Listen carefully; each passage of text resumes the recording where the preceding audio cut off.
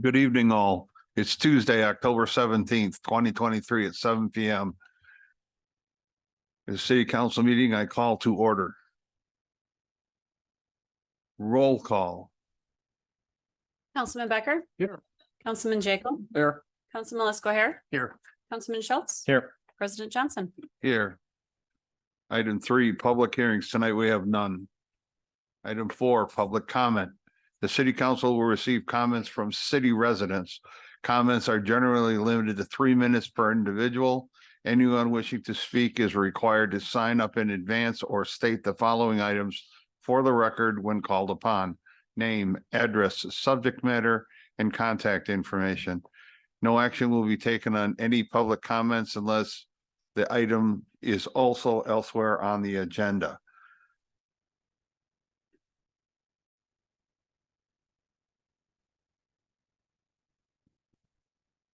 Those of you who are in a Zoom meeting, if any of you wish to speak during the public comment period, please raise your virtual hand through Zoom, as the chat box is not monitored during the meeting, and those on the call must remain muted if not recognized to speak. First tonight, we have John Donahue.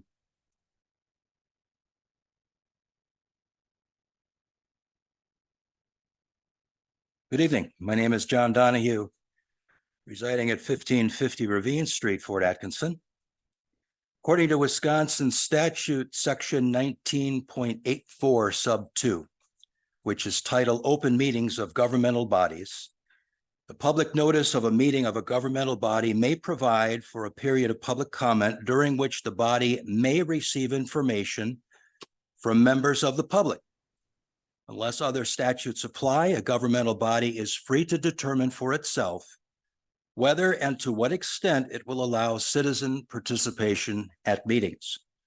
Indeed, the open meetings law does not require a governmental body to allow members of the public to speak at all or actively participate in an open session meeting. In fact, the law only grants citizens the right to attend and observe open meetings. Fort Atkinson City Ordinance Section 2-54F provides guidance for public comments at council meetings, and we are regularly reminded that council reserves the right to limit the length of public comments to a maximum of 3 minutes. The statute further states that comments by council members made to a public speaker would be limited solely to clarifications only. So why is this important? And why does this impact our community? The public comments period is an opportunity for citizens of Fort Atkinson to inform you, the elected council, as the governing body, about the views and opinions of our citizens. The statute indicates that the council meeting itself belongs to the government body. The public does not participate in decision-making, but it provides input to the governing body, which takes these contributions into consideration in making its decisions.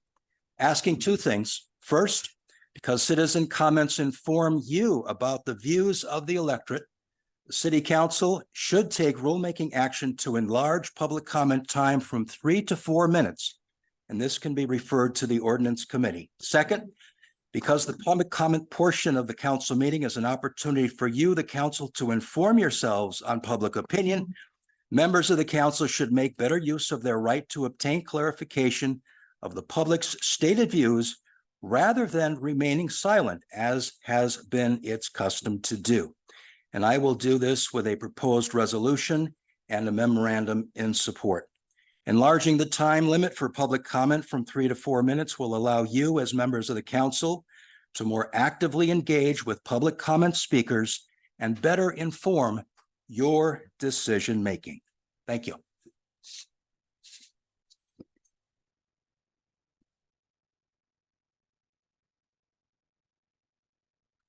Next, we have John House.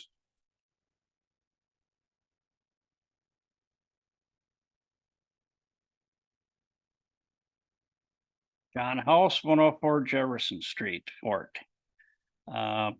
First item that I want to chat about is the roof leak in this building. At the budget meeting, it showed that there was nothing going to be done until 2027. I feel that is way too stretched out, as it's a health issue because there are people working here. There are people in the building quite a bit. There could become a serious mold issue. We have people that come and go that are with child, bad thing. So I would suggest, in my opinion, let's get that darn thing fixed. The other issue I have is the Humane Society. $30,000 is given to the Humane Society every year. May I see the contract? Who negotiates the contract? What do we get for that contract for 30 grand? It seems to me ridiculously high.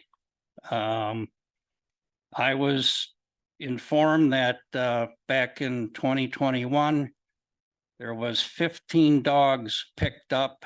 You divide that into 30,000, that comes to a ridiculously high price per dog that we pay for.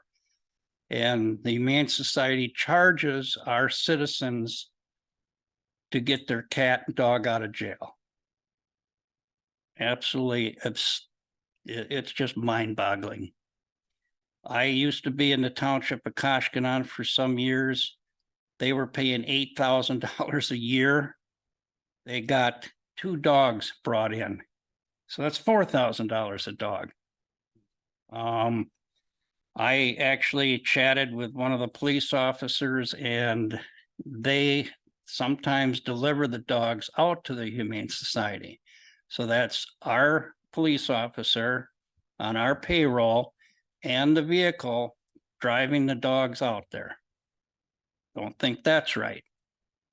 So that's my commentary, and any questions, I'll be happy to answer them.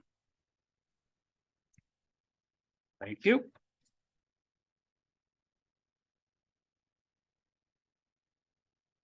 Next, we have Nate Fradel.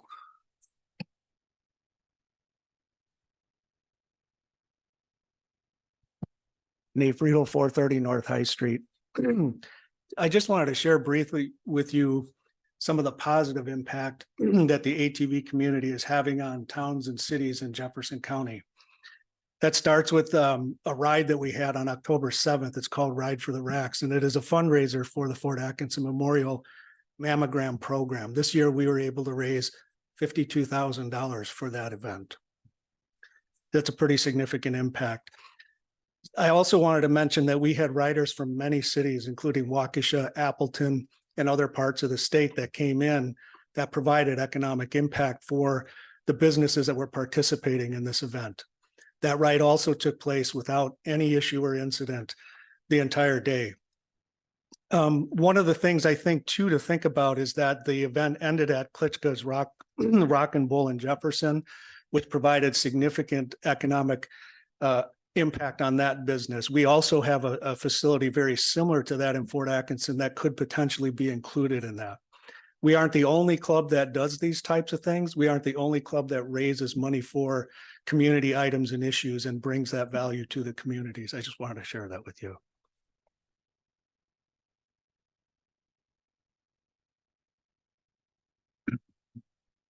Any other public comment?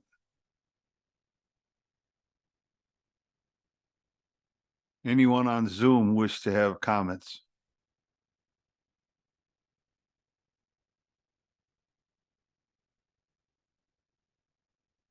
Second call for comments from Zoom participants.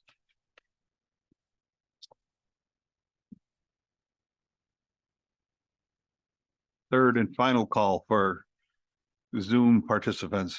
Public comment? Public comments are closed.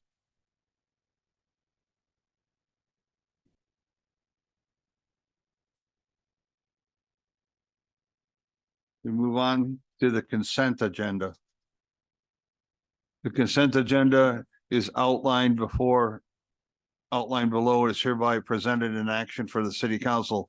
If any item may be removed from the consent agenda on the request of any one council member. Items not removed may be adopted by one action without debate.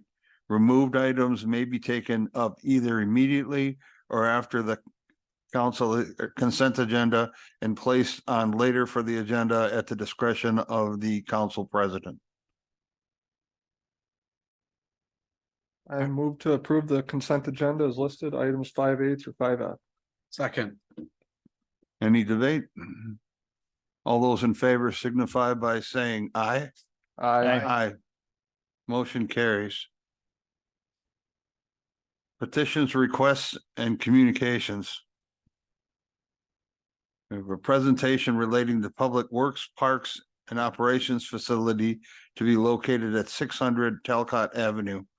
Mr. Williamson.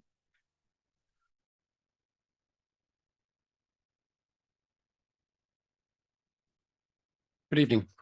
First, I want to thank the council for allowing me and the staff here to present the facility as we have planned.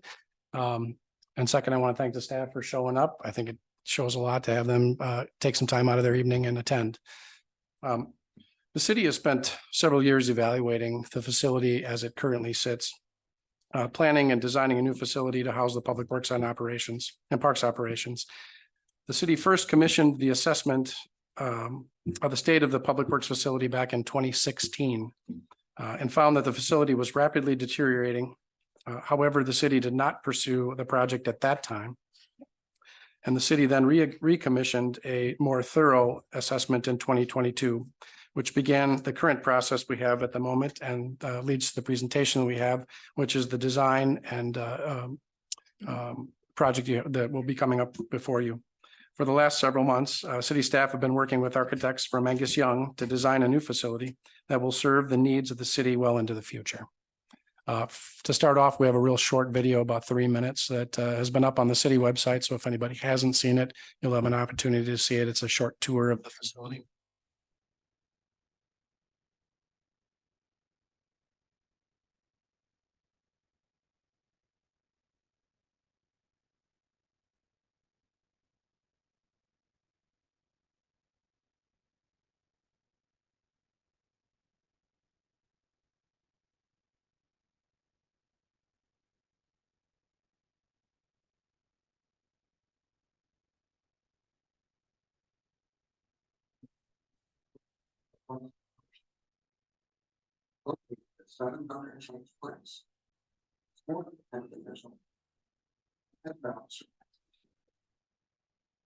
Big office. Secretary. Staff offices. Application shop. Labor service area. Material supply storage. And locker room. Was constructed in the late 1950s to early 1960s. The north unit shed. Heavy vehicle storage. Was constructed in the 1970s. And the west unit shed. Suburban office. Vehicle. Equipment. And supply storage. And the existing campuses and are serve the city for Atkinson. Without sellers, it's related deterioration, rapidly rising maintenance costs. The office is handling the major structural and environmental control repairs to maintain a reasonable and healthy working environment for staff. At the time of its original construction, requirements for reasonable accommodations for women and persons with disabilities were very near non-existent. As a result, the current campus does not meet standards. For example, the office has only one men's locker room and one men's bathroom dating back to the 1960s. Not only working environment for staff members is evident. Making rooms, inadequate insulation, and air circulation. With equipment failures. The Department of Public Works, along with the Parks, like all staff members to hope to provide opportunities for staff and successful. For several years, city staff have considered several site development operations for a public city facility. In January of this year, the city council committed to renaming the existing location with the purchase of adjacent lands to assist in development and hired Angus Young Architects in Janesville to design a new public works operations facility.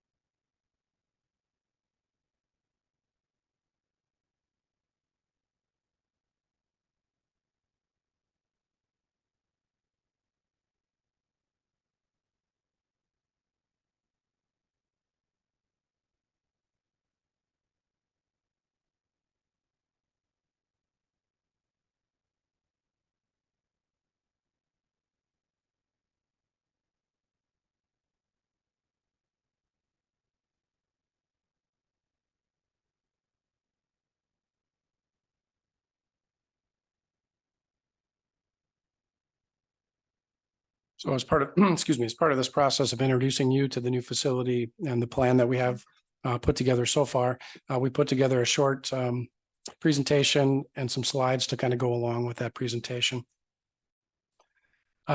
Start off with the topics that we'll discuss here today are number one, the existing facilities summary, which you've had through the video.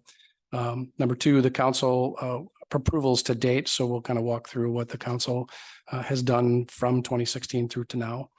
Number three, the design team introduction. I'll do a short, brief introduction of the architect in charge of this design and have him come up and discuss a few things with you in topic 4, which is the new facility plan.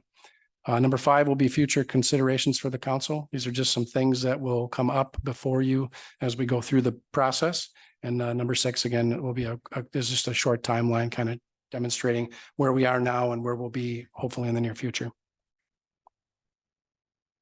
The existing operations facility, through the video, you notice that the main offices and maintenance shop built in the early 60s. We added the north truck shed in the early 1970s and then installed fuel tanks and pumps in the 70s. Again, then added the West Parks building, which they currently operate out of, and that was built in the early 1980s. And then constructed the new salt shed in 2015. That's shown in picture number 4. Council approvals to date. The first facility study was commissioned in 2016 by the city with a company out of Milwaukee called Barrientos Architects. That study kind of stayed stagnant, and in 2022, the facility assessment took place, was much more comprehensive study, and that study came from Ingberg Anderson. Facility design then in February of 2023, a contract was signed with Angus Young Architects to design a new facility for us. We had a resolution to reimburse borrowing in April of 2023 this year, and purchased the NASCO properties, closed on those properties, which are due east of the current facility in May of 2023. So the design firm chosen to produce the documents for us and design the site plan was Angus Young Architects out of Janesville. The project team is led by Brad Wergens. He is the project architect and the lead in the process. And Katie Udell is the landscape architect handling the grading and exterior design. So I'll bring Brad up. Brad has a presentation for you where we'll walk through the entire process, the entire building and site plan.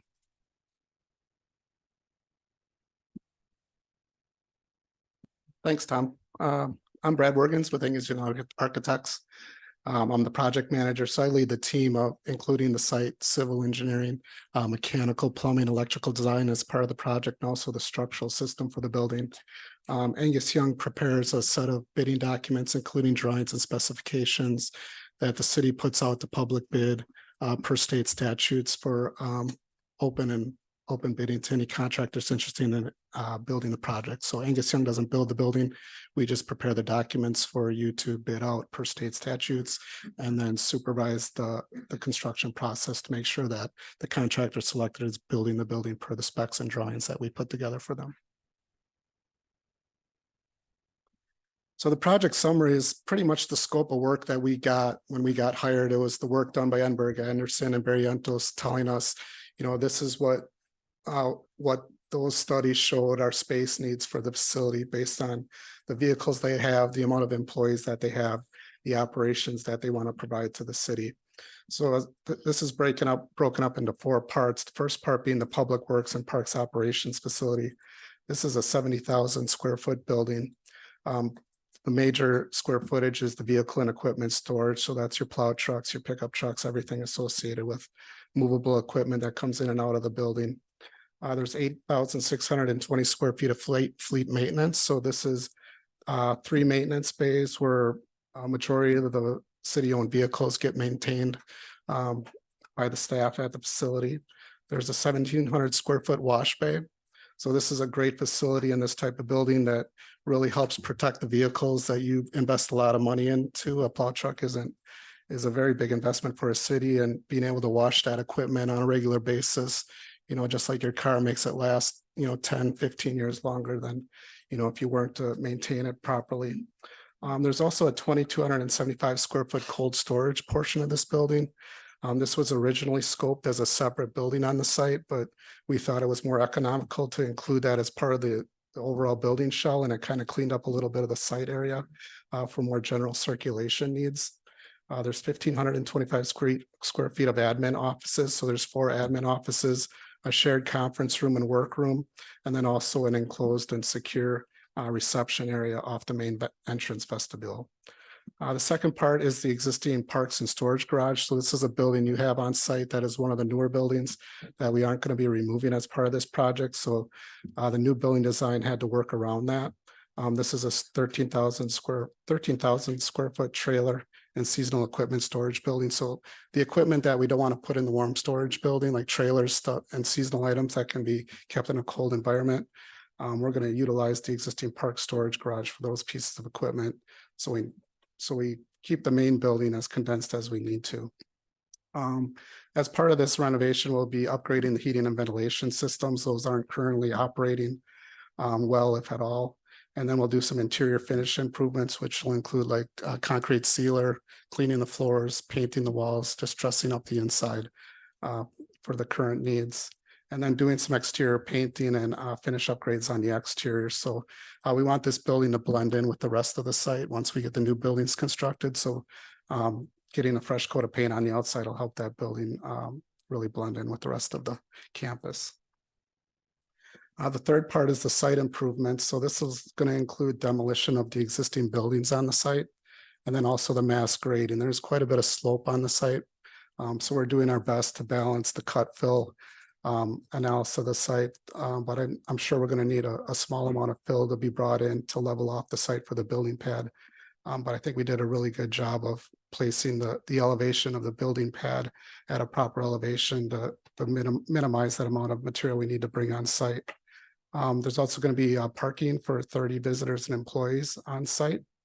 We're going to add street front sidewalks along the property lines that are adjacent to the streets.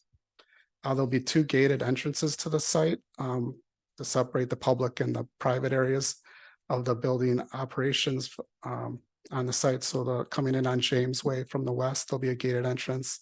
And then also off the corner of Talcott Street, where it makes that bend, there'll be a gated entrance to the back of the building where facility vehicles will enter the site and park in the garage.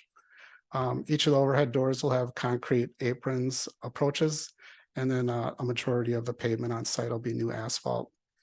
We're also incorporating a truck scale on the site. This is a location for vehicles to waste salt as it goes in and out of the site. It's a DNR requirement, and this piece of equipment will help us better monitor that tracking of salt usage during the winter. There's quite a bit of landscaping being incorporated in the site to meet your local ordinances in addition to site lighting. And then as part of the overall site development, a stormwater management system will be incorporated. That'll be your bioinfiltration basins and your stormwater management ponds. And then the fourth part is your salt storage and material bunker area. This is a new 2,400 square foot salt storage building. It incorporates a lean-to the north side that allows some bunker storage for materials that you don't want to get wet, like your topsoils and that. So site demolition is going to be broken up into two phases. The first phase, which I'm showing in red, is the demolition of the existing Quonset hut, the large vehicle storage garage, the existing salt storage facility, and then the three buildings that were acquired in the land acquisition on the east end of the site.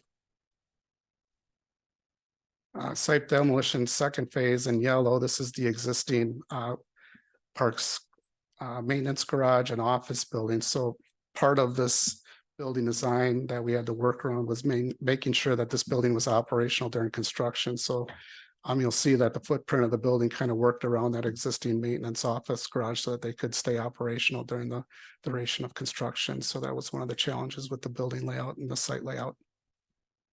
And then the green building showing in the plan is the existing parks garage. So that's going to be maintained and stay on site as part of the refurbishment. This slide shows the proposed site plan incorporating the new building footprint, which is the large green portion of the building in the center of the site. The west side of the site is gated off, like I talked about, on James Place on the west side. And then at the corner of Talcott Street, as it makes that bend, this will be gated off and fenced. And this is the private part of the site I call, where it's just going to be truck access to staff and the city vehicles. So it's a good separation where you don't want the public coming into that part of the site. So entrance and exits will be out of those two main gates. The primary entrance to the building is on the south side off of those gated paved areas. The west side of the building, where we have that rectangle in the northwest corner of the site, that's leads into all the vehicle maintenance bays and the wash bay. And then that's general laydown area for just miscellaneous parts and pieces that the operations will keep outside. On the west side of the site, you also see the existing parks garage. That's the second largest rectangle. And just to the south of that is where we're proposing to put the salt shed. So that's adjacent to that existing metal building that's on the Fireside site. On the east side of the site, south side, you'll see the parking lot. So that's the new employee and staff parking lot. There's also stalls for guests as well, motorcycle parking and ADA stalls with ADA access to the primary entrance, which is on the south side of the building as well. And then on the east side of the building, you'll see two driveways coming out and coming into one drive that exits onto Eric Street. So this is the two exits, the north one being the large vehicle exit, and then the south one being your smaller vehicle exit, your pickup trucks and that sort of thing. So you'll see that better in the floor plan layout. So this is the main building floor plan layout. It's broken out into colors just so I could describe it better to you while we're presenting today. The red area is the main portion of the building, like I talked about in the summary. It's the vehicle storage garage. So the south part of the garage is a lot of your smaller equipment and park storage. So your mowers and your pickup trucks, while the north part of the parking garage is your larger vehicles, your sweepers and your plow trucks. So bigger stalls on the north, smaller stalls on the south. You'll notice a couple Fs located in the floor plan as well. Those are for future. So we accommodated a little bit of space for future growth in both your small vehicle and large vehicle needs.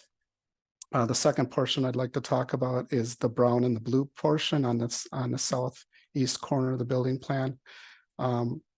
Those two areas are separated by the main entrance there on the south side of the building. So as you come into the main entrance, the admin suite is to the right, and then your employee welfare area is to the left. The admin suite includes 4 staff offices. It also includes a shared workroom where you have your printer and some workspace to lay out plans and file papers. And then there's also a conference room that'll accommodate 10 people for small meetings. The brown area to the left of that is your employee welfare area. So we're providing a new break room space that's large enough for the city to accommodate like small regional public works meetings that get shared between different cities around this area, just for public and common training between departments. I think we accommodated about 50 seats in that space for those type of activities, in addition to general break room space for the staff. There'll be a small kitchenette area there that'll accommodate a couple vending machines a stove, microwaves, and a kitchen sink, and a lot of counter space to lay out. If you have food to share with others, you can lay that out too. It's just going to be a warming kitchen, so we don't anticipate actual cooking operations within that kitchen area, and that really reduces the need for a commercial kitchen hood. You'll have a smaller type Ansel kitchen hood for a warming kitchen application.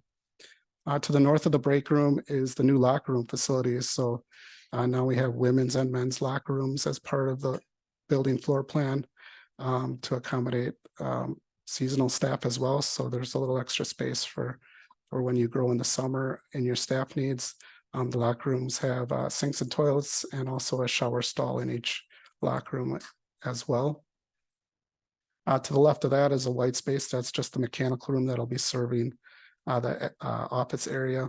To the left of that is some shop spaces and a shared tool crib. So part of the development of this plan was how can we help departments share equipment and tools. So a shared tool crib was part of that concept, where it's one room, but it has all the tools that all the departments use. So there might be an opportunity to reduce the amount of tools that both departments would need independently. In addition to that, there's the parks shop space. That's the major portion of the gray area. There's also a forestry shop for maintaining chainsaws and that sort of equipment, and then a paint and sign shop included in that gray area as well. To the left of vehicle storage, you have the vehicle maintenance bay. This is shown in the green. This includes new vehicle exhaust systems, an overhead bridge crane, the vehicle lifts for maintaining and lifting the vehicles. It also includes a fabrication area to do metal work associated with public works operations. It includes a new lubrication room for the proper storage of your bulk fluids, your greases and your oils and such. And then there's also a small equipment room for the air compressor and equipment that serves the wash bay. So as part of this, we're going to be bringing over the air compressor from the existing facility because that was recently purchased, and it'll be adequate for our air compress needs in this building. To the south end of that vehicle maintenance area, there's an office for the mechanics to maintain their binders, couple computer workstations included in that space, common shared toilet room, a location for maintaining tires. So there's a tire repair shop space. And then there's a small vehicle space also associated with that. So you can pull in a lawnmower or a smaller piece of equipment for maintenance in that space as well. And to the south, the very south of that green portion is the parts room. So that would be where parts get delivered and stored in a shelving. Smaller equipment can be kept in there and secured, such as batteries that you need to be kept charging on a regular basis as well. So, the green area is a drive-through area, so vehicles can enter from the west, be maintained, and then pull directly into the vehicle storage garage. So that really cuts down on the amount of backing up that a vehicle needs to do within that vehicle maintenance area. It really helps with safety that way. To the north of the green area is a pink area. That's the drive-through wash bay. So that's, again, accessed from the west side of the building. This incorporates an automatic truck wash, so a vehicle can be washed, in minutes versus someone having to get out of the truck, use a pressure wand and spray down the truck. It might take, up to an hour to do. This automatic truck wash system will do that in minutes, and it really cuts down on the amount of labor that staff needs to be on site after a major event. They can drive through the wash bay, park their truck and leave instead of having to stick around an additional hour. So there is quite a bit of labor savings in that. And then to the north of that pink area is the yellow cold storage area. Like I talked about originally, this was going to be a separate building on the site, but just squaring off the building instead of, creating that interior notch in that corner, we were able to just add 2 exterior walls and create the cold storage space needs that the facility needed as part of the study. Any questions on the floor plan?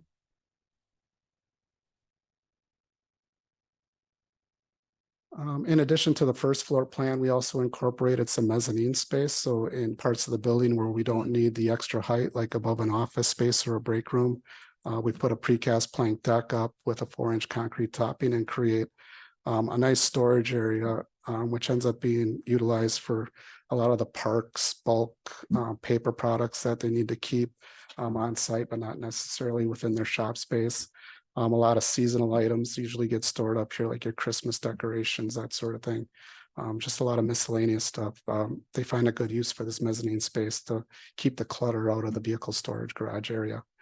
Over above the vehicle maintenance area, there's also a mezzanine on the south side of that. That usually gets utilized for tire storage.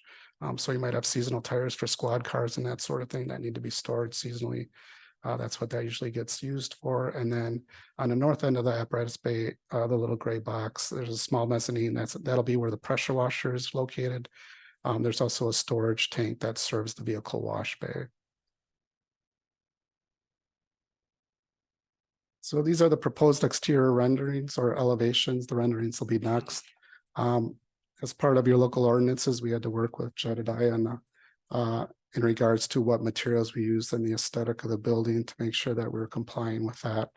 What we're planning on using for the exterior building envelope, the exterior wall construction is called a precast concrete wall panel. So these are 12-foot wide by 30-foot tall concrete panels that are fabricated off-site, and then they get trucked to the site, tipped up, erected, and put into place. So this is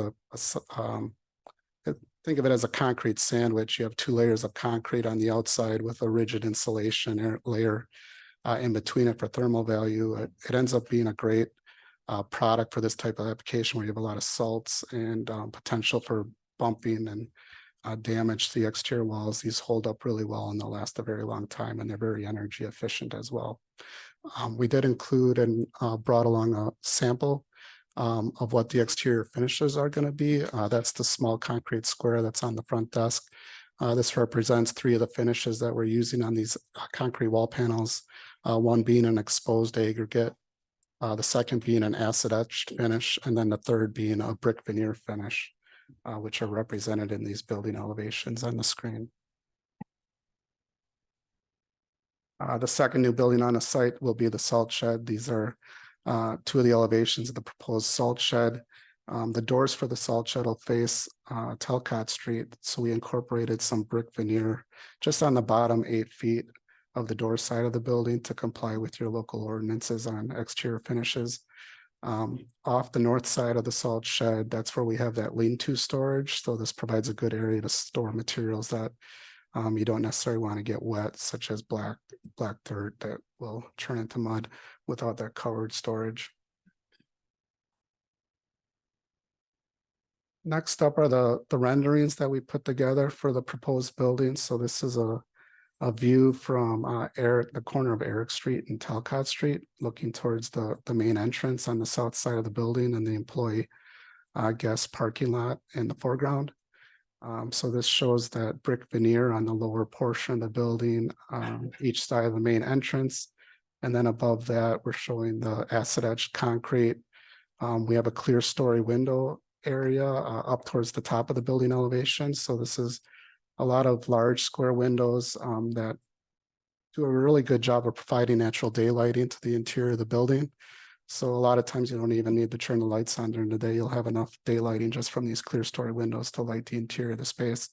But along that clear story window band, we incorporated that exposed aggregate concrete finish just to break up the elevation and add a little bit of texture and interest to the elevations as well. The main building entrance on the south side will be covered, and I'll have 2 columns with that same brick veneer around those as well.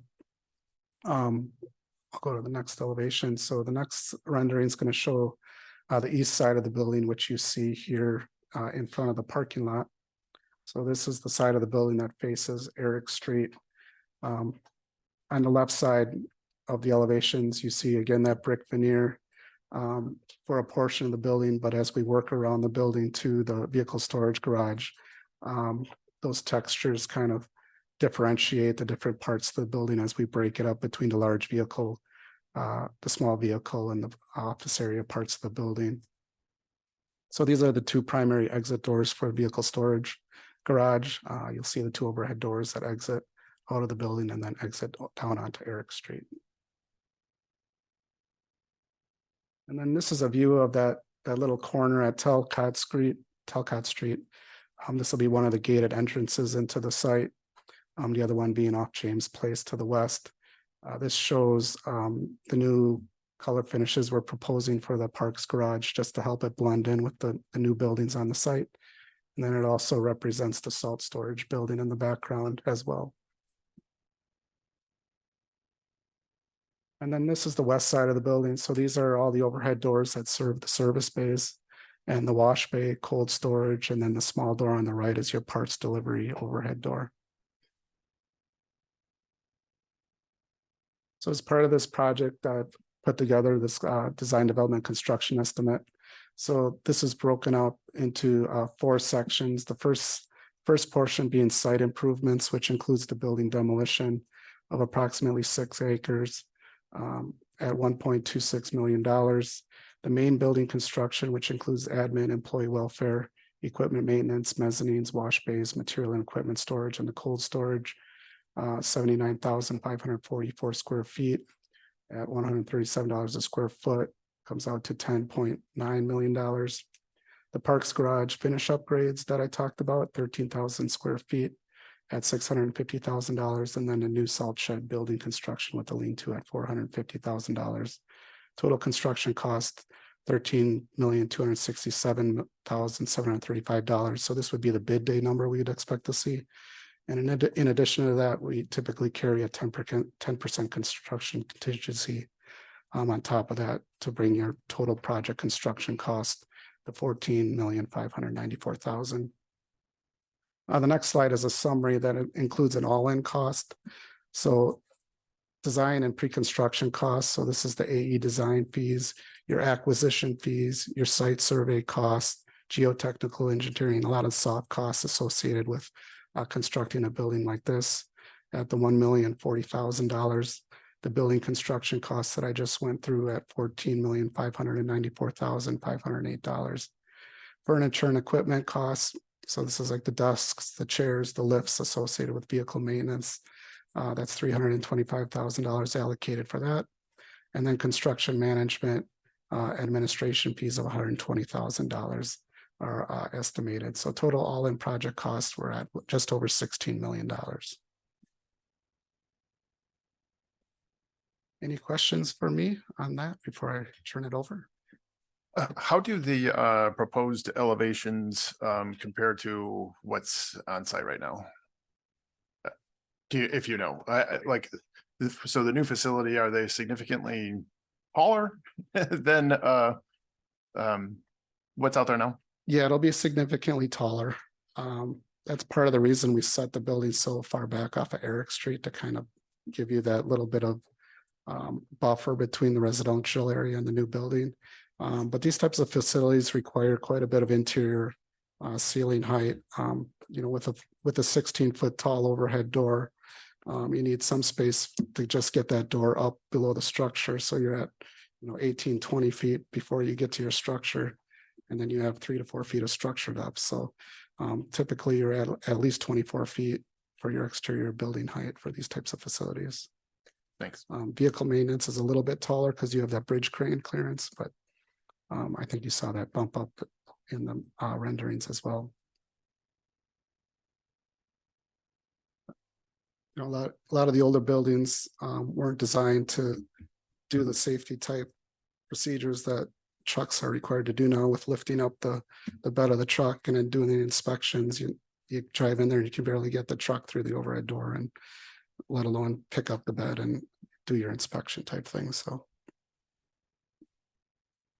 I'm assuming flat kind of, or flat rubber roof, basically. Or... Yep. So this will be an interior internally drained roof. So you might call it a flat roof, but it is sloped to the drains. Okay. We'll use a 60 mil TPO roofing membrane, which should get you about 20 to 30 years of life out of it. So, one thing we incorporated in the building design as well related to roofs is that we're going to add 5 PSF, 5 pounds per square foot capacity additional into the roof structure. So there was some potential talk about putting solar panels on the roof. So if that ever came to tuition, the capacity would be built into the facility from the get-go to do that.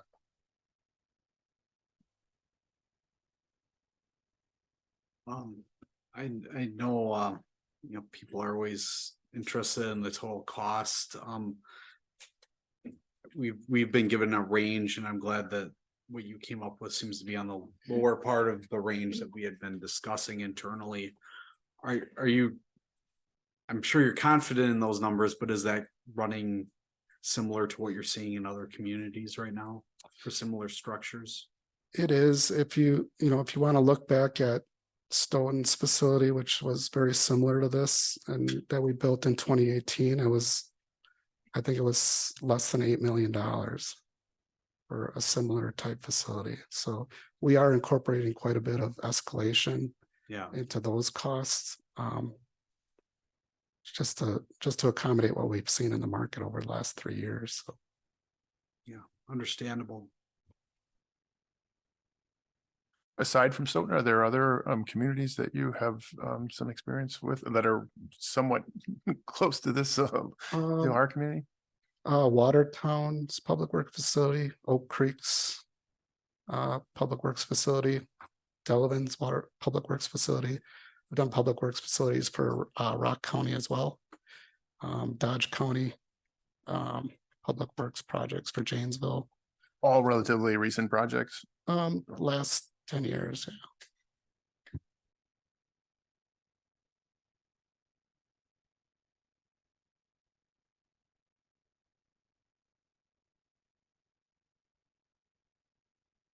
Thank you.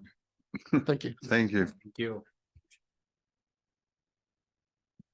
Okay, so I'll continue real quickly here. Mine is pretty brief at this point, but so some of the future considerations that will come before the council in the very near future, and as we move through the project, one will be the certified survey map, which is actually on the docket for this evening. The second will be a site plan and conditional use review, which will go before the Plan Commission on the 24th of this month. Then we have a formal 2024 borrowing process that will begin in December. So that'll come before you. That'll also be involved with our accounting firm. And then we have from there, we have contractor selection near the end of December. We're hoping to put this project out to bid in November here, about mid-November, and give the contractors about a month to bid. So that would put us somewhere in the middle to end of December before we have a good evaluation of those bids and can come back before the council. And then beginning of January of 2024, then we'll have hopefully a signed agreement. So from a project timeline standpoint, which this is my last slide, November of 2023, we're looking to produce the final bid documents and release this for public bid. In December, we would like to get the bid summary and recommendations out before the council. In January then would put us on the timeline to have contract documents in place and be preparing for groundbreaking. In the spring of 2024, we should be well underway for construction. Fall winter timeframe of 2024, again, we'll be looking to try to achieve some sort of a partial occupancy, anticipating being able to park the trucks back in the large vehicle storage area. And then we'll have punch list items for remaining construction.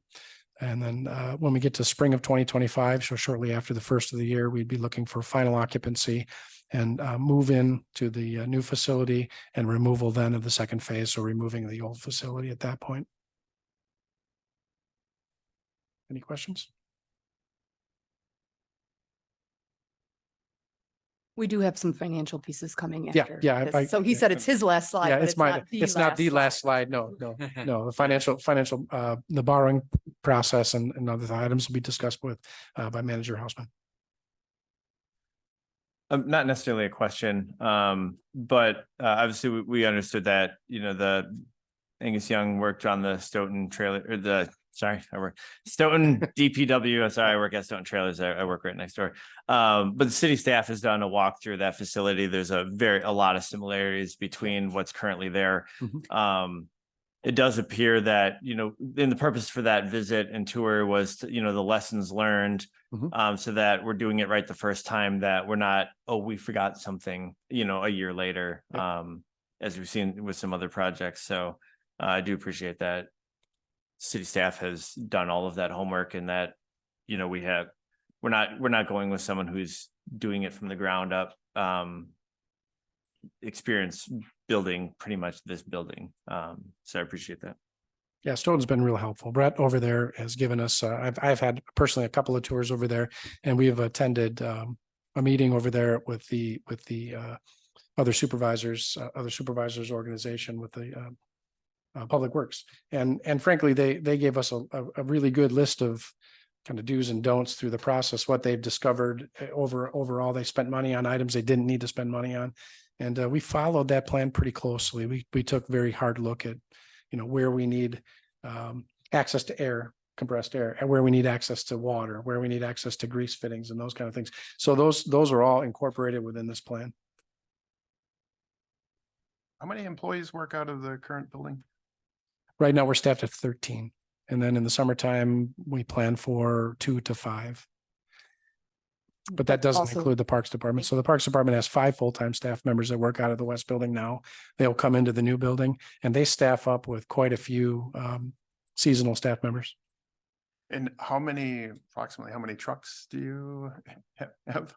We run 7 single axle wing plows. We have 3 tandem axles and 1 triaxle dump truck, along with a smattering of 3/4 ton pickup trucks and 1 ton pickups. And the space for training, interesting. Do you currently work with other municipalities around here on training, or? Yeah, so we do we do that here in Fort, or? we do primarily- not currently do that here in Yeah. Fort. We do not have the space to accommodate more than what we have now. Frankly, we don't have enough space to accommodate the staff we have to train. Unless we want to employ the shop space and outside. So we do over the years, I think over the last 10 years, on and off, we've participated in a variety of training down in Janesville, Watertown, and I believe the most recent training that took place would be some forestry training, chainsaw training that took place. That was in Janesville, I believe. So I imagine you would welcome the Absolutely. ability to have it on site. Yeah, and on top of that, the Public Works Association puts together some really good training programs. They have really fundamental meetings where we go through a lot of processes, where we have an opportunity to talk to other municipalities, figure out how they're saving money. And those events would be, I'd be happy to welcome those events here. This may be a question for later, but there's a presentation at the city council several months back talking about what would it cost to maintain the current facility for another couple of years. If I recall, that cost us somewhere around 5 million, or Yeah, am I off by a 0? Yeah, no, you're right. Okay. You're just about right on. We talked with a couple of different project estimators and several roofers amongst other HVAC contractors. We brought them all in. We had some evaluations done of what we have on site. It is in the vicinity of $4 to $5 million. I think just one thing to keep in mind as we look at like the cost of this project and building, although we may be looking at $17 million, we would have spent almost 5 of that just to maintain the current facility, and we wouldn't have necessarily gotten anything new out of it. We wouldn't have got more space. We wouldn't have got, it would have been just to keep it limping along.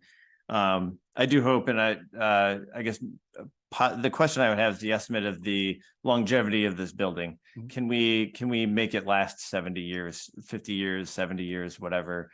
I do see that, some growth was built into the site plans. One thing to consider, right? So 17 million, take away the 5 that we probably would have spent to maintain the current facilities.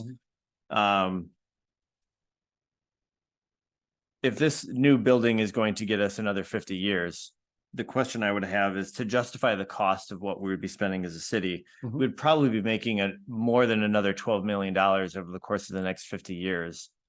So I would say we have to take a look at the cost benefit of, spending the $17 million now versus nickeling and diming us for the next 20, 30, 40 years, and then choosing a project that'll probably be $40 to $50 million. And I think that's one of the things big on my mind is what makes the most financial sense over the lifetime of what we're trying to get out of this site. Yeah, I agree. I think we approached this project right from day one with that in mind. What could we do to bring the existing facility up to current safety standards? What can we bring it up to current environmental standards? What can we bring it up to current operational standards? And we weighed that against, the rapidly rising cost of constructing these types of facilities. And I think in the long run, the savings, though it is an expenditure now, is evident in the fact that from 2018 to now, the cost of a building similar to this was down around $9 million. So I can imagine the escalation in cost over the next 3 to 5 years could be quite substantial, frankly. Tom, I think that's well said, and I know a lot of people, are gonna be skeptical of why we're doing this now, but I think back, when we did that original facility study in 2016, it's maybe a little bit of a shame that we didn't act on it then, but frankly, the city just was not ready. We were not in any kind of position where we could move forward on that at the time, and I think at the time,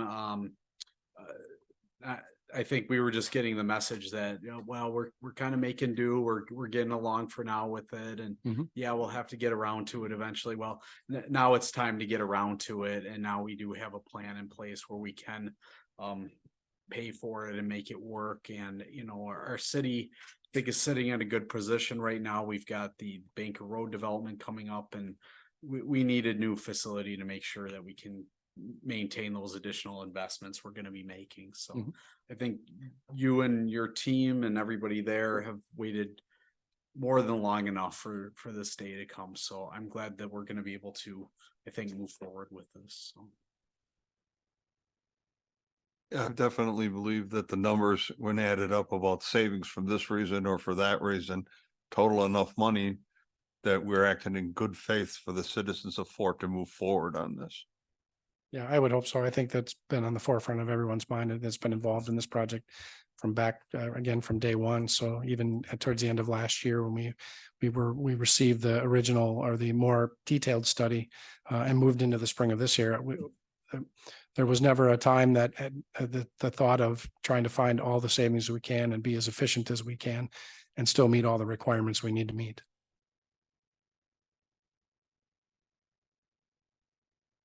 Okay, well, I'll turn it over to Manager Hausman.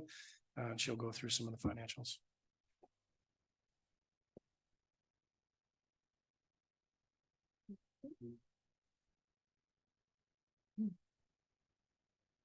Okay, so this, I know there's a lot of information on this, but it's not necessarily meant for you to see all the details. This is just a listing of our CIP projects, our capital improvements projects for 24 and 25 that are included with the proposed borrowing. And this, you'll see more of this in December when our financial advisors come and present more information to you. But I wanted to provide this just to give you some context and show you that there's a bigger borrowing. And of course, this Public Works and Parks Operations Facility is a major piece of that, is by far the largest piece of that, but it is within the context of other items. Also, what I wanted to point out is that about halfway down is the Public Works and Parks Operations Facility, and it is included with to be the debt the borrowing will be paid back through the general fund levy as well as water, wastewater, and storm sewer utilities to provide some additional support to the so that it's not all to be paid back through property taxes. So let's see the next slide. This is again for context. I just wanted to make sure everybody understands that. So over the next few slides, I'm going to be talking about the city portion of the tax bill, right? So we all know that there's 4 taxing jurisdictions that are able to levy taxes for over property owners in the city of Fort Atkinson. This is the same way in every municipality. We have Jefferson County, the Technical College District, the school district, and the city. And so this shows our 2022 mill rate because we don't, 2023 and forward is all estimates, but this is the percentages from 2022. So just keep that in your mind when we talk about the city portion of the mill rate, that it really represents only about 32.5% of the overall tax bill. Okay, so this first slide, and I will again impress upon everybody that these are estimates, right? Starting on the left, the first column is the levy year, so that is the year we would levy property taxes. The year due means the debt service, and the property taxes are due January 31st of that year. So the third column is the possible debt service payment. So that 1.397 number, that is our current debt service payment for 2020 to be paid in 2024. That will be part of the 2023 levy. We borrow those funds already. We have obligated ourselves to pay those. That part's not in question. So the estimated city mill rate per thousand assessed value without that debt service for 2023 is $6.07. The debt service portion is $1.10. The total estimated city mill rate per 1,000 of assessed value in 2023 for your 2023 tax bills is $7.17 per thousand. And we did talk about that at the budget workshop at the last meeting. So that is just an estimate. We do not have the aggregate assessed value of all of the property in the city. We will get that at the end of October. So the next iteration of the budget will have more solid information as far as that's concerned. But I do want to move down that possible debt service payment. So that is the amount of general fund levy supported debt to be paid back year over year, assuming that we have this roughly $20 million in general obligation debt in 2024. And then it also assumes $2 million in borrowing every 2 years, starting in 2026. So that has been our current borrowing schedule, $2 million every other year. We borrow for 2 years. We did that in 2022, and we intended to keep doing that. This just being 2024, just being a larger year because we have this larger project. So you can see the debt service payments increase over time and then kind of level out. That estimated city mill rate per thousand of assessed value without debt service, that is simply, those increases are simply what are the state law with levy limits allows for a levy increase based on net new construction. So I did assume a 0.5% net new construction year over year to get to that number. It also assumes a very small increase in aggregate assessed value of all the property in the city.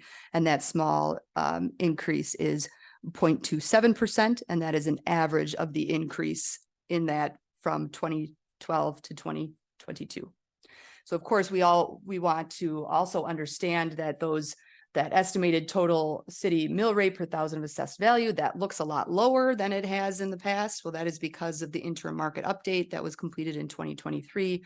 When those assessed values increased, then the mill rate decreases and taxes remain about the same. So we covered that again in the budget workshop last week as well.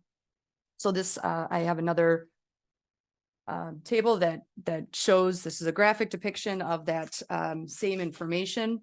The blue section represents the estimated city mill rate per thousand of assessed value without the debt service. And then the orange is that additional mill rate associated with the debt service over, through 2030. So again, these are just estimates and they are those numbers are based on estimates relating to values in the city. So then I put together a couple tables with different values, different property values to show what the estimated portion of property taxes, the city portion of property taxes would be in 2023 and then through 2030. And again, estimates. But as you can see, there's a little bit of I guess a sharper increase over the first couple of years, and then it levels out. I will say that between 23 and 24, what looks like a 4.5% increase in the city's property tax, the city's portion of the property tax bill, that does look, 4.5% seems like a lot, but it is about I'm sorry. Oh, man, what did I do? It's about 60 some odd dollars. So, and over the over 12 months, that is not a significant increase, even though that 4.5% makes it seem a little like it is. But as you can see, so this chart is based on the property valued at $200,000. And I will just also say that with the interim market update, the assessed values of properties did go up about 48% on average. So in 2023, if 200,000 is the assessed value of a property, in 2022, it was probably around 135, 136,000, which was just about the average assessed value of a property in the city. So I also made these charts for a property with a $325,000 assessed value. And then also the next slide shows a $450,000 assessed value. So you can see it's the same, same percentage increase, and the lines do the same thing. It goes up more rapidly, I guess, on the front end, and then levels out a little bit. So I mean, there will be an impact on property taxes. I mean, we can't borrow $20+ million or continue to borrow $2 million every other year without there being an impact on property taxes. You will get a full presentation from our financial advisors at the first meeting in December relating to this, to the borrowing that's proposed for 2024. Justin Fisher is his name. He will go through the city's debt capacity. We are still, even with this substantial borrowing in 2024, we're still far below our debt capacity. The state allows you to borrow up to 5% of the equalized value. This council has further limited that to 60% of 5% of the equalized value in order to stay conservative, which the city council has been very conservative with borrowing over the last many years, which is why we have the borrowing capacity to do this project at this time. We will still be under 50% of our borrowing capacity per state statutes in 2024 if this borrowing is approved.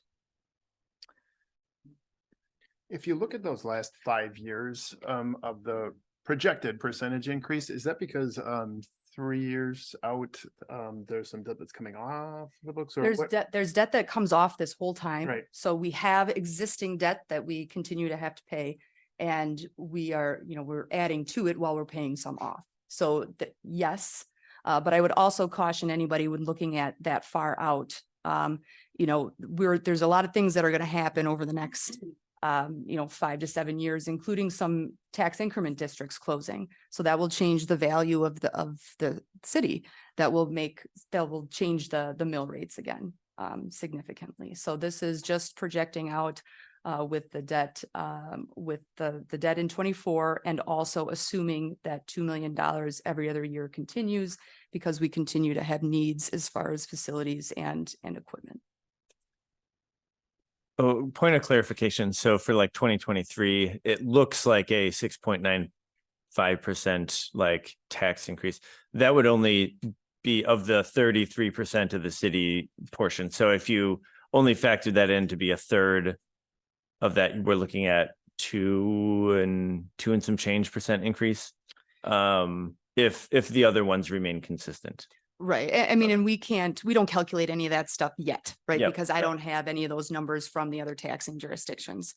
But yes, this represents basically a third of the tax bill. Then my next question would be, with the current interest rates, and I'm not an expert on where we borrow all of our money from, but I'm assuming that interest rates today are going to be pretty high for the city. So we do competitive. We use a bond council and go out and bid these competitively. That's why we don't borrow, $1 million every year, because there's more bang for our buck if we borrow $2 million every other year. I guess so we are assuming 4.75% Okay. interest. In the future, if interest rates come down, is it possible to refinance that? Yes. That way we can, okay. Yep, and our financial advisors do work with us annually and look at that. And especially if we continue to borrow every other year, then that would be a great opportunity to refinance some of our current bonds. Okay, it's good to know that we wouldn't necessarily be locked into today's interest rates for the duration of this. For the borrowing specific to the Department of Public Works, how long would that be, like 20 years? 20 years. Okay, We cannot borrow for more than 20 years. okay. Because of state statute? Correct. Rascals, all right. I think one thing to think about though is, this is a multi-generational investment, we're gonna be likely paying it off over 20 years, but this will be a building that hopefully lasts 50 years or more. So I think that's just one thing we have to keep in mind. Any other questions? Moving on. Item 7, resolutions and ordinances. Item A, second reading of an ordinance relating to the amendments to section 94-151 of the City of Fort Atkinson's Municipal Code relating to the use of all-terrain vehicles, ATVs on city streets. Ms. Hausman. Thank you. So the council performed the first reading of a draft ordinance allowing ATVs and UTVs to drive on city streets on October 3rd and voted to amend the ordinance to include a windshield as a permitted form of eye protection. So staff did incorporate that change into the attached substitute amendment number 1. Also, the effective date was discussed and we are recommending an effective date of May 1st, 2024 to provide time to train all of our police department personnel in ATV, UTV state laws, the local ordinance and other enforcement issues.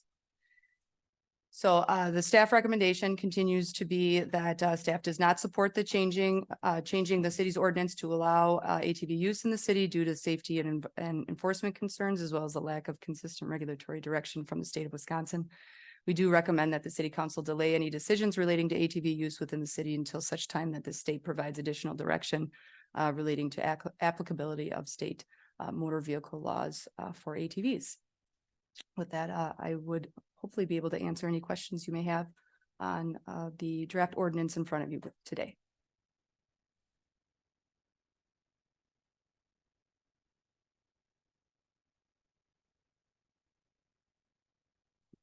Oh. I only had one thing with kind of the effective date.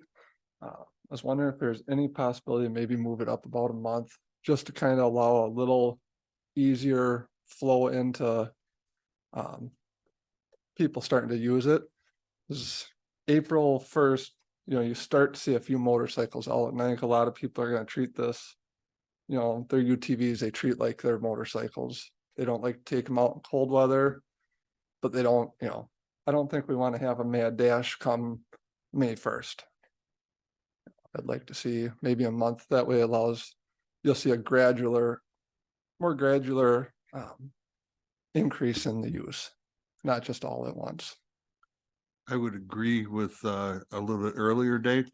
However, I think I would push for after the election. So it wouldn't be April 1st. It would be the first Monday following the election, as the city will be busy dealing with who sits in these chairs at that point in time.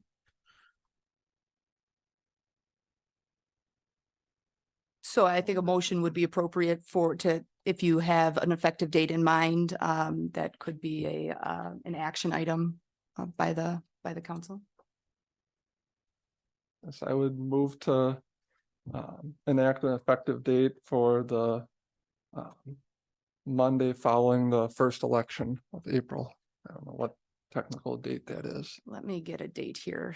And so that would be Monday, April 8th. Okay. I would move to create an effective date for this ordinance of Monday, April 8th, 2024. I'll second that. Any further debate? Yeah, I think when I asked about it last time of when the effective date may be, it made sense to look into the next spring, and I mean, boy, by the first week of April or so, the same hesitations of trying to get signage and other things in could still be in play. So is that a hard and fast April 8th date, or just a moving the target up, knowing that the conditions may not yet be optimum to Well, I think to get this At rolling. that, provide, say we do approve this at November 7th meeting, that gives 5 months of time to, between signage and training and all purposes. I think also with the sunset provision, we can give 6 months to see how things go, but if those 6 months are the coldest months of the year, I don't think that gives us a great picture of, what life in Fort Atkinson is gonna be like with ATVs on city streets. I guess part of the concern of moving the date later in the spring was time to train, get signage, install it. Is a May 8th, or excuse me, April 8th date? Does that still allow us to do those items? Our recommendation is May 1st. Okay. If April 8th is the date, we will accommodate that as best we can. Look, I won't revisit my hesitation shared by staff, but I would be more comfortable with the May 1st date.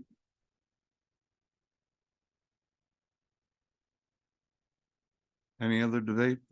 Motions?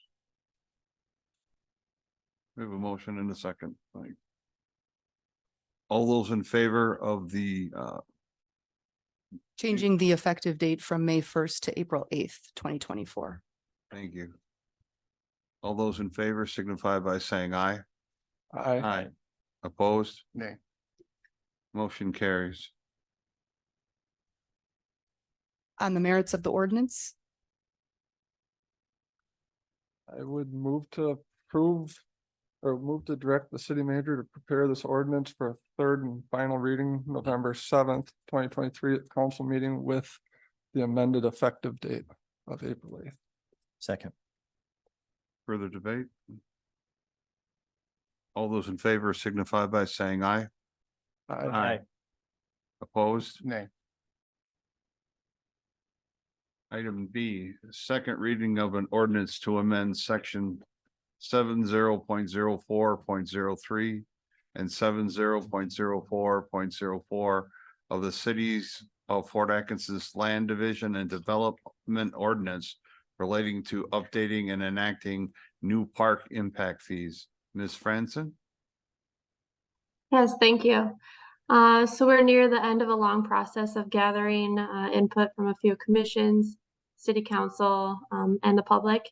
Between September 5th and now, we've held 5 public meetings regarding the change in the park impact fees and ordinance, and we've received positive feedback so far during those meetings.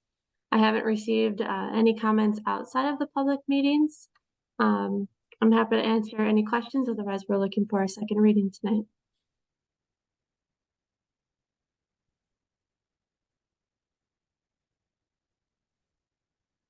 I thought we had a good presentation on this. I don't have any further questions right now.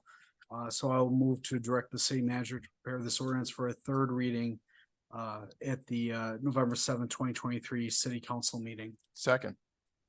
Any further debate? All those in favor signify by saying aye. Opposed? Motion carries. Thank you. Item C, third reading of an ordinance to amend sections 15.03.28, 15.06.06 sub 12, 15.06.06 sub 19, 15.06.06 sub 21, and 15.06.06 sub 22 of the zoning ordinance relating to parking and surface standards. Mr. Drager? Good evening. Like you said, the third and final reading, hopefully. I don't think I'll go through each and every one of these again. I think we've heard them many different times, and I would be open to any more conversation about them, but I do want to point out once again how nice it was to work with staff and council members and the public on figuring out the best route for these proposed amendments. I have to, again, I've commended you in the past on this. I commend what you did, the meeting in the middle. I have not seen any public agitation over this like we did when it first started, which is really good in my mind. I agree. Yep.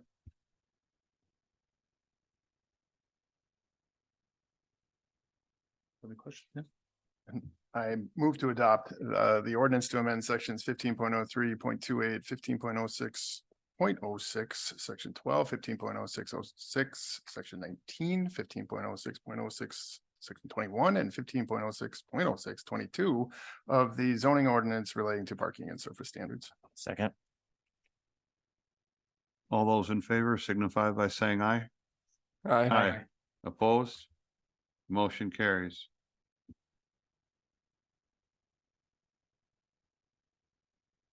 Item D, third reading of an ordinance to amend section 94-432 of the municipal code relating to vehicle and trailer parking.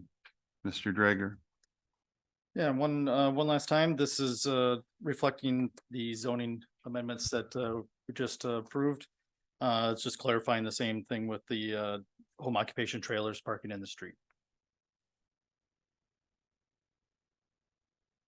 Would echo what President Johnson said before. I think this has been a good public process, and I think it shows that the council and staff are receptive to resident feedback. And I think we ended up with an improved ordinance that still achieves a lot of good things for the community in general. So I will move to adopt the ordinance to amend sections 94-432 of the municipal code relating to vehicle and trailer parking.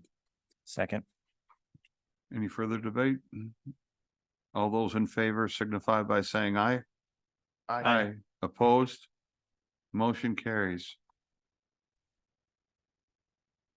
Item E, third reading of an ordinance to repeal section 94-434 of the municipal code relating to taxi cab parking. Mr. Drager. Third and final, once again, this is just the parking stall up front of the municipal building that is no longer marked and remains unused. Assuming we haven't gotten any resident feedback on that. I've not heard of any feedback on that. Yeah. I'll go ahead and move to adopt the ordinance to amend sections 94-434 of the municipal code relating to taxi cab parking. Second. All those in favor signify by saying aye. Aye. Opposed? Motion carries. Thank you. Item 8, reports of officers, boards, and committees. Ms. Hausman. Thank you. The city council held a budget workshop on October 11th. The first draft of the 2024 budget, 2024 capital improvement project budget, and the 2025 to 2029 capital improvement project plan were presented by the city's management team. Thank you to all who attended that marathon meeting, as well as the feedback. Staff continues to work on changing a couple items and finalizing the narratives and other information that will be published prior to the public hearing on November 7th. We are including fixing the roof leak over the dance studio in that budget document. So that will be included on that November 7th public hearing. On Saturday, the fire and EMS department held an open house to celebrate Fire Prevention Week. It was a great opportunity for the community to see the new building, view the vehicles and equipment, and try on turnout gear.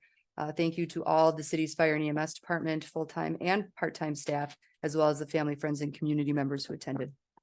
The Police and Fire Commission met on October 16th and reviewed applications and resumes for the fire EMS chief position. The recruiter will be reaching out to those candidates over the next week to invite them to interview in mid-November. Staff continues to work with our vendor Civic Plus on agenda management software. The vendor is setting up templates and creating the training program as we speak. We'll likely begin training staff in November with implementation occurring near the end of the year. The museum celebrated Governor W.D. Horde's birthday on October 14th.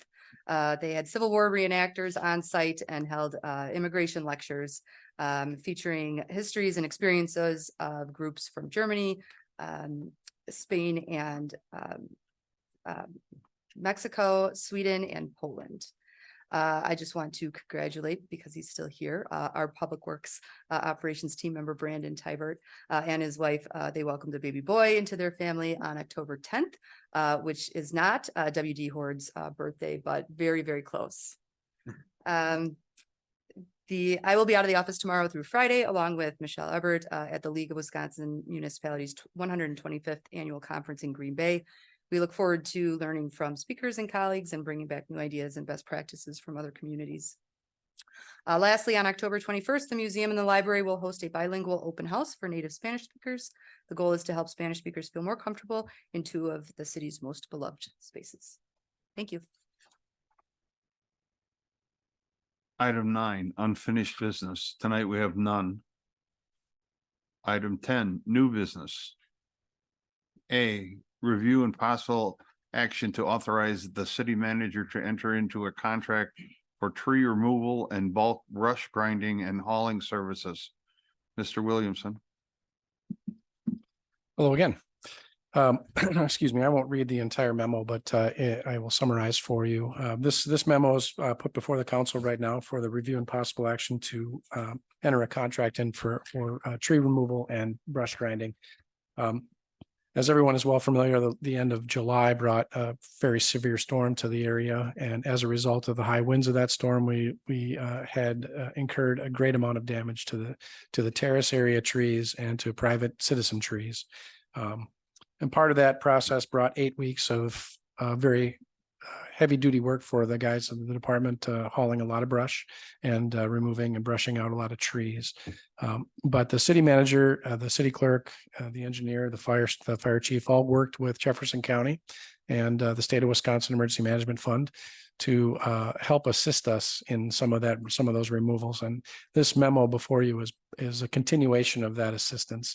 So what we did was we put out a bid, request for bid to two separate scopes, but all part of this one memo, all covered under the Emergency Management Fund. The first bid that went out was for tree removal and trimming. These are still trees that remain in the terrace areas right now that have been damaged severely by the storm that will eventually die and or suffer more catastrophic damage. These trees still need to be removed. And then also remove several dead and hanging limbs that are still in the trees that are damaged from the storm. This includes also park space that was damaged with that storm. The second portion of this memo is regards to the mass amount of brush that we've collected and delivered to our compost site. We are right now at 2 times the size, in excess of 2 times the size of our pile last year.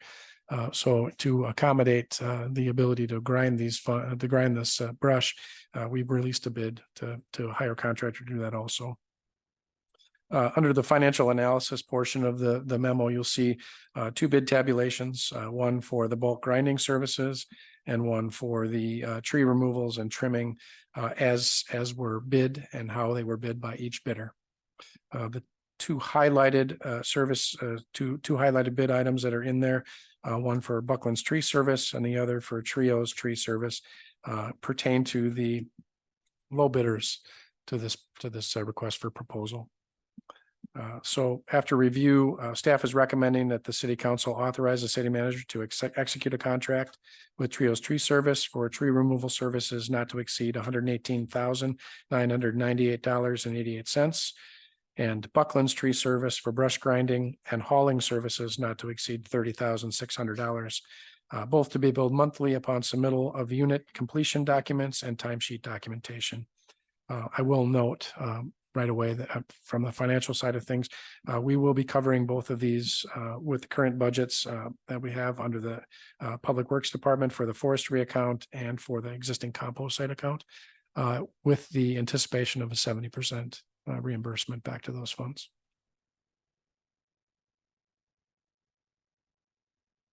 Tom, I appreciate all the hard work city staff and everybody else involved has been putting into this. And I think it's really what you just said was a big reminder. Just it wasn't just the number of trees, it was the volume, the mass of material that had to be collected. I mean, to hear you say that we have 2 times, what we had last year in total. I mean, that's a huge amount to deal with, but it's good to know this emergency management fund is available and that's gonna cover 70% of it, like you said. I mean, I'm glad we're able to take advantage of that. Yeah, so was I. I commend everyone with all the management staff that was involved in coordinating all of that, because they brought in not only the ability for us to contract some of this out, but they also brought in neighboring communities to help us get through this process. So we had Jefferson County in place. We had the DNR was in place lending equipment to us. So all of that was coordinated as part of that same process. Using outside contractors, is there any risk that like if winter weather hits sooner that we might not get to all of this? No, we've planned the work out so that we have a deadline to meet in order to obtain these funds through the state. But we also we plan our tree removals throughout the winter time also. So unless it is a severe snow and ice storm, which won't shut us down for months on end, the delayed in work, I don't think we're going to run into that issue. I move to authorize the city manager to enter into a contract with Trio's Tree Service for tree removal services not to exceed $118,998.88 and Buckland's Tree Service for both brush grinding and hauling services not to exceed $30,600. Second. All those in favor signify by saying aye. Aye. Opposed? Motion carries. Thank you. Item B, review and possible action relating to a one-lot certification survey map of the Department of Public Works and Parks Operations facility located at 600 Talcott Avenue. Mr. Selly. Yeah, thank you. This is largely procedural. The CSM will combine, I believe, what is the total of 4 lots, if I'm not mistaken, out there, as well as the newly vacated James Place into a single lot. This will create kind of that campus that we've been talking about for the new facility. The Planning Commission took a look at this and had no concerns with it at their meeting last Tuesday. I will note that we do have one condition, and that is that we need to slightly widen a sanitary easement along the back side of that parcel. We have an interceptor that's buried fairly deep down there, so we'll have to have a wider than usual easement. So we'll add that on to the CSM. That's all on our property, so it won't be any concern for the NASCO side of things. Happy to answer any questions that council might have associated with this.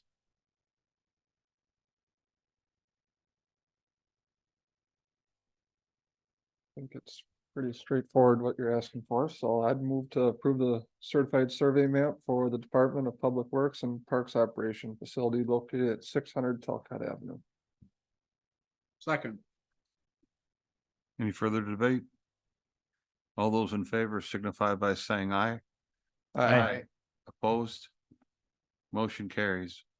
Item C, review and possible action relating to a one-lot certified survey map for the Coots property located at 307 Wilson Avenue. Mr. Selly. Yeah, thank you. This parcel is at the corner of Jeanette Street and Wilson Avenue. Those of you may recall this area was demolished. It used to be a small manufacturing facility. And in its place, 3 new homes were constructed along Wilson Avenue. This is a lot that is associated with one of those homes on the corner. It took a little bit of time to get this figured out because during the demolition process, we found that the home at, I think it's 1220 Jeanette Street, if I'm not mistaken, the sewer lateral for that home fronting Jeanette Street actually went into that old manufacturing facility. So we replumbed a sewer line across the property that is in question here for the CSM, giving that access to sewer in Wilson Avenue. It's kind of an unusual situation. There isn't any sewer directly in front of the house on Jeanette Street for quite some distance. So we've, Mr. Coots, I should say, and his wife talked with the neighbors, developed an easement for that the neighbors were comfortable with, essentially giving them permanent access to sewer through the parcel. We did confirm that the new owner of the parcel, should it sell, can fit a building on that parcel. It'd be a fairly small building, but we do have a footprint there. So long story short, with this one, Planning Commission reviewed all of these various elements on Tuesday last and approved it and moved it forward for your consideration this evening. I'd be happy to answer any questions associated with this particular request. Andy, can you just read the conditions that the Plan Commission recommended approval? I have them in front of me if you don't. If you do, I knew one was the recording of the easement, and there was a second one, which. It was that's what I'm proof of forgetting. signature by both parties described in the sanitary sewer easement agreement, and then language added to the CSM referencing the easement grantor and grantee Correct, and thank you. recording of such.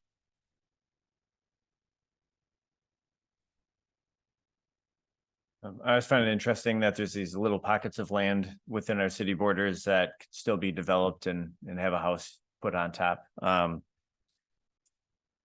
move to approve the certified survey map for the Coots property located at 307 Wilson Avenue, subject to the conditions listed in the staff report. Council Second. packet. Second. I would just tie that comment back, Councilman Schultz, to decisions that council made in making a zoning designation for residential smaller. So we have an SR 7 lot size that is smaller, that is putting houses on Messemer Street. It's also putting these houses on Wilson Avenue and allowing this CSM. So in terms of using our land and increasing density for residents for new housing, it's working.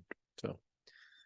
I think that's a great point. If you look at some of the areas of the state that are really growing and building lots of housing right now, it's on narrower, tighter lots because that works out more economically for the builder. So glad to see this. Any other debate? All those in favor signify by saying aye. Aye. Opposed? Motion carries. Thank you.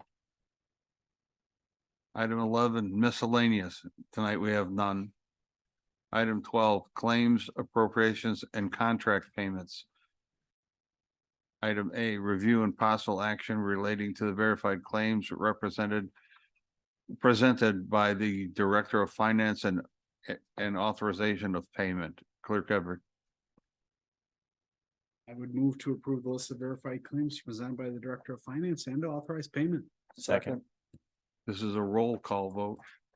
Councilman Becker, Aye. Councilman Jacob, Aye. Councilman Lesko Hair. Aye. Councilman Schultz. Aye. President Johnson. Aye. Motion carries. Item 13. Adjournment. Move to adjourn. Second. All those in favor signify by saying aye. Aye. Aye. Opposed? Motion carries. We are adjourned.